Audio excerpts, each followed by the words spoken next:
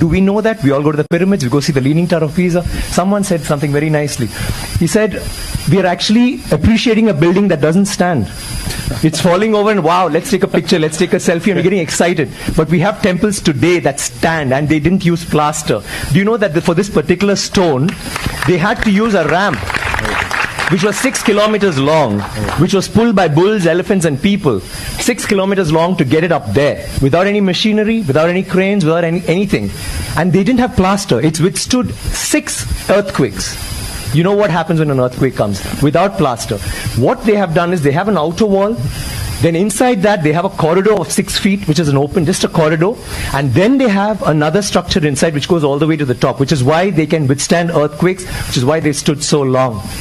So these are all things that we need to know about. This particular king has built 5,000 dams in his time, and he's made a water management ministry in that time.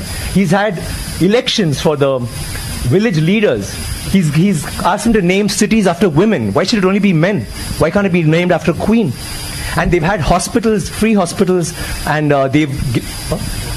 and he actually brought loans. I mean, he used to give loans. He used to help people get dignity, not just throw money around. So this is something that's so illustrious. And this happened in the 9th century. I'm sorry, I'm taking so much time. It happened in the 9th century when the rest of the world, you talk about superpowers today, the 9th century all this happened when we had the biggest maritime naval thing in the world.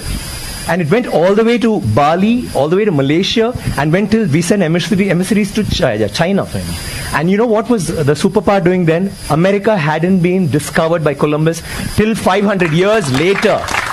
So think about our culture, think about how advanced we were. We need to be proud of this. It's nothing to do with North India, South India, West India, East India. It is, we are Indians, and we need to feel proud about that.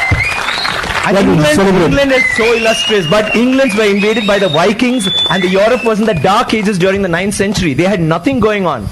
So don't you think we should celebrate history? Absolutely, absolutely. Thank you very much. Thank you. Manisha, I need water, please.